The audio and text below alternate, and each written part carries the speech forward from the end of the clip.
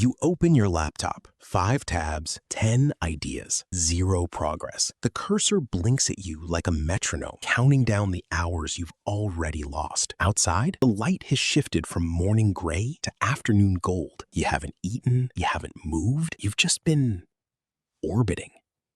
Your partner walks past the doorway, pauses. Hey, you okay? You nod too fast. Yeah, just working. But you're not working. You're trapped in the space between wanting to start and being unable to. And they know. They always know now. They set a cup of tea next to your laptop, cold by the time you notice it. This is the moment you realize something is off. Not because of a diagnosis, not because of a dramatic failure, but because the small machinery of daily life, responding to texts, loading the dishwasher, remembering that conversation from 3 days ago, keeps slipping through your fingers like water, and someone else is picking up the glass.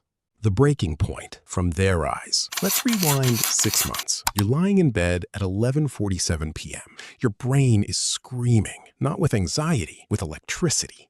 An idea for a business, a song you need to write, a random memory from 2013 about a dog you once saw. It's all happening at once, a swarm of hornets wrapped in creativity. You sit up, turn on the light. Babe, listen to this. They groan. It's midnight. I know, but this is it. This is the thing. I'm going to wake up tomorrow and actually do it. Tomorrow comes. You sleep through 3 alarms. The idea's still there, but the voltage is gone. By noon, you're doom scrolling. By 3 p.m., you're furious at yourself. By 6 p.m., they come home from work, exhausted, and you haven't washed a single dish. How was your day? They ask. Fine, you say, but your jaw is tight because fine is a lie. You spent 7 hours fighting your own brain to send 1 email. You lost. They start loading the dishwasher quietly, not passive-aggressively, just quietly. And that quiet is worse than yelling because you hear what they're not saying. I can't keep doing this for you, and you agree with them.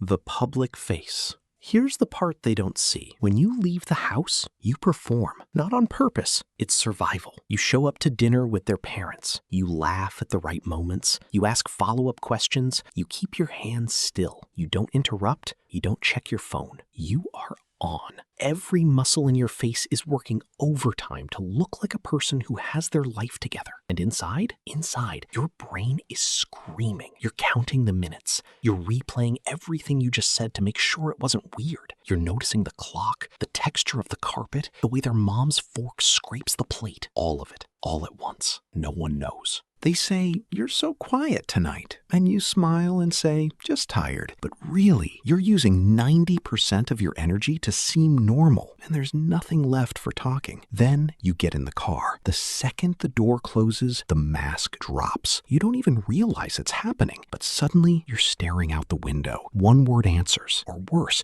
you snap at them for something tiny, the wrong song on the radio, a question about what you want for dinner tomorrow. They look at you like you're 2 different people. And you are. There's the public you, charming, engaged, functional. And there's the private you, exhausted, overstimulated, raw. They live with the whiplash between them. You were fine an hour ago, they say. And you can't explain that fine was a performance you've been doing since you were 7 years old. That the crash after socializing isn't a choice. That the silence in the car isn't rejection. It's recovery. They don't understand why you can be the life of the party and then shut down completely the second you're alone with them. They start to wonder, is it me? Did I do something? You see the confusion on their face, the hurt, and you want to say, it's not you, it's my brain. But that sounds like an excuse, even to you. So you say nothing, and the space between you grows another inch. The invisible weight.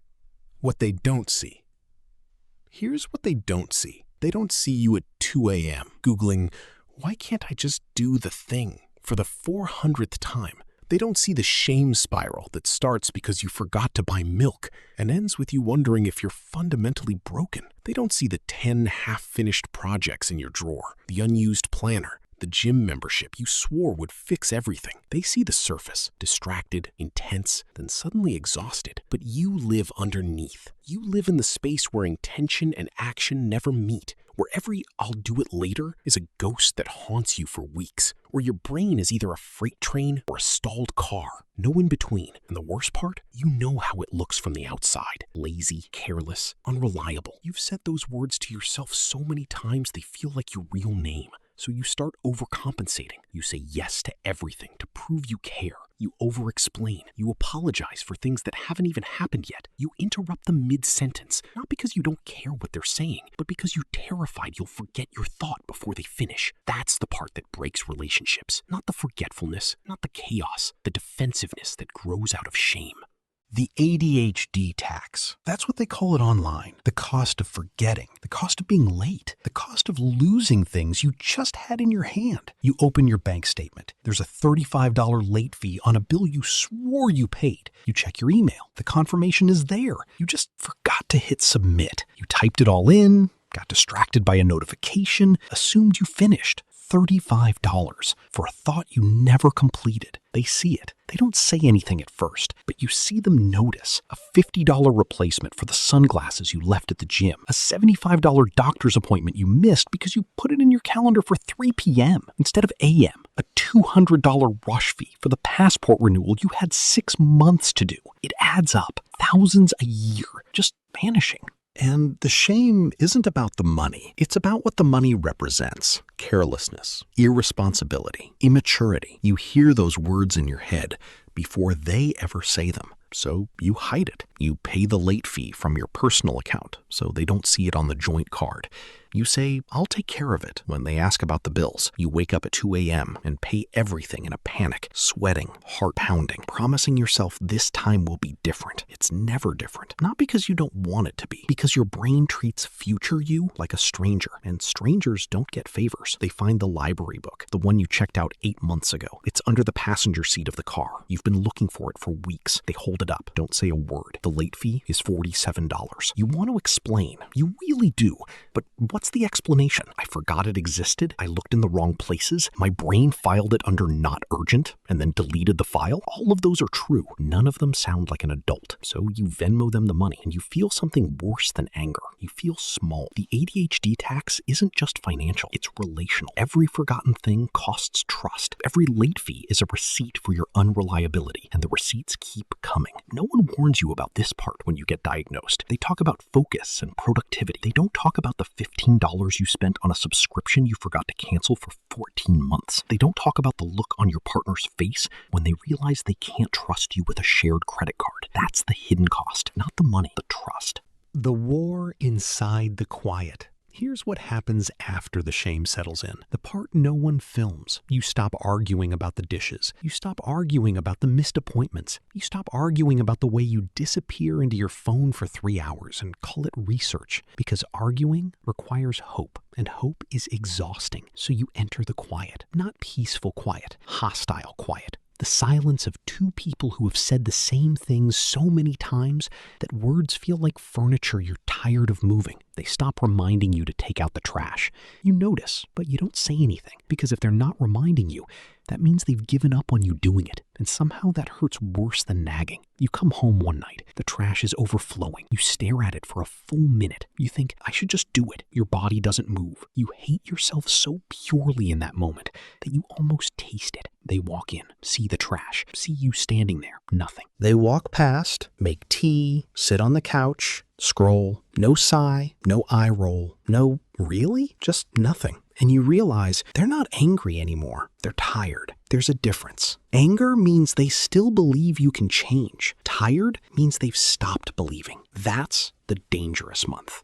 You start tracking things, not consciously at first, but you notice when they laugh at a friend's text, but not at your joke. When they say, love you, into the phone, but it sounds the same as saying bye. When they stop asking about your day, because your day is always the same, a field of good intentions with nothing planted. One night, you wake up at 3 a.m. They're not in bed. You find them sitting in the dark kitchen, staring at nothing. Can't sleep, you ask? Just thinking, they say. You wait for more. It doesn't come. And in that silence, you both know what they were thinking. They were thinking about what their life would look like if they weren't carrying replaying your unfinished tasks, your emotional floods, your beautiful chaos that stopped feeling beautiful 6 months ago. You want to be angry. You want to say, I never asked you to carry me, but you did. Not in words, in the slow accumulation of undone things. They go back to bed. You stay in the kitchen. You open your phone. Type ADHD ruining my relationship. Scroll through forums. Strangers describing your exact life. One post says, they think I don't care. I care so much it's destroying me. You almost cry, but you don't, because crying feels manipulative now. Like you're asking them to comfort you for the pain you caused them. That's the trap. The shame becomes a wall. The wall becomes silence. The silence becomes distance. Distance, left alone long enough, becomes goodbye without leaving. They start staying late at work. Not cheating, just not coming home. You start sleeping on the couch because the bed feels like a stage where you both perform fine. One Friday night, you have the fight you've been avoiding. It starts small. A forgotten birthday dinner with their parents. You swore you put it in your calendar. You did. You just swiped the notification away during a hyper-focus spiral and never came back to it. I feel like your parent, they say, quietly, not yelling. I know, you say. Then why doesn't it change? And here it is. The question you cannot answer. Not because you don't want to, because you've tried. Planners, apps, alarms, diets, caffeine, meditation, promises, tears. You have tried, and you're still the person who forgot the birthday dinner. I don't know, you say, and your voice breaks. Not for sympathy, because I don't know is the most honest and most useless thing you've ever said. They look at you long enough to hurt. I love you, they say, but love isn't fixing this. They go to bed. You stay on the couch. You hear them cry, quietly. The kind of crying where they press their face into the pillow so you won't hear.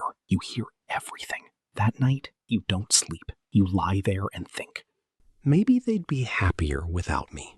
Not a dramatic thought, just a cold, practical one. You start imagining their life post you. Less laundry, less apologizing, less explaining to friends why you're late again. You don't leave, they don't leave. But something shifts anyway. Not hope, something smaller, uglier, survival. You realize, both of you, in separate rooms, that the current version of this is broken. And broken things don't get better by trying harder the same way. You just don't know what different looks like yet. That's the war inside the quiet. Not fighting each other, fighting the knowledge that love by itself is not enough. Then something changes, slowly, not like a movie montage, like ice melting in your hands. Maybe it's a Tuesday night. You've just had the same argument for the 12th time. They say, it feels like you don't hear me. And for once, you don't say, I'm trying. You don't get defensive. You don't shut down. You say, I hear you. I just can't always hold on to what I hear. That's different. And they pause. Because you've stopped performing the version of yourself who has their life together. You're just being the person who forgets appointments and feels everything at 200% and loves them so intensely it scares you both. That's the shift. Not fixing the ADHD. Stop trying to fix it. The shift is naming it without shame. Suddenly, the little things become translation, not accusation. You left the stove on again. Becomes, hey, let's get a timer that shouts at you interrupted me. Becomes, I need you to put your hand on my knee when you have a thought. I'll pause. You start building a bridge instead of repairing a wound. They stop treating your brain as a problem to solve. They start treating it as a climate to live in. Sometimes stormy, sometimes dazzling, always real. And here's the part nobody tells you. The upside starts breathing again. Your midnight hyperfocus becomes the reason you built something beautiful. Your chaotic energy becomes the life of the dinner party. Your inability to stop asking why becomes the thing that saves them from staying in a job they hate. The struggle doesn't vanish, but it stops being the only story. The new rhythm, not fixed, but seen. You learn new rituals. Sunday night, you sit together. You say out loud, what's one thing I forgot this week? No guilt, just data. They say, the car registration. You put it in your phone with 3 alarms. One for the night before, one for the morning of, one labeled, seriously, do this now. You learn to ask for body doubling. Can you just sit in the same room while I pay bills? They scroll their phone, you pay the bills. It takes 15 minutes instead of 3 hours. You learn that love isn't about being easy. easy. It's about being legible. And they learn that your brain doesn't love them less because it forgets their birthday until the day before. It just moves differently, like a river that sometimes floods, but also carves canyons. The hard nights still happen. Last week you snapped at them because they asked, "Did you take your meds?" And it felt like blame. You apologized 2 hours later after you'd walked around the block 7 times, counting your steps just to feel in control. They said, "I know you didn't mean it," and you cried. Not because you were sad, because they finally got it. The difference between intention and impact, between failing and trying. Resolution, clarity, not cure. Here's what living with ADHD from a partner's perspective really is. It's not a tragedy. It's not a superpower. It's a negotiation. Some days you show up late, empty-handed, overstimulated, and ashamed. Other days you show up with a 3-page poem you wrote in 40 minutes, or a spontaneous road trip, or a depth of attention that makes them feel like the only person in the room. The goal was never to become normal. The goal was to stop apologizing for the roof over your own weather. You look over at them now. They're reading on the couch. You've got a deadline in 2 hours. Your leg is bouncing. Your phone is across the room. You learned that trick last year. No notifications in eyesight. They glance up. Don't say anything. Just smile. Small, real. And you think, they don't love me despite the ADHD. They love me including it. That's not a happy ending. That's not even an ending. It's just the truth. Quiet, uncomfortable, and finally spoken out loud. You close your laptop. Not because you finished, because for once, you don't need to. If this felt personal, it was. Leave a comment if you've lived this, from either side. Subscribe for more stories your brain forgot to tell you. My name is Mods, and I'll be posting more videos like this. See you in the next one.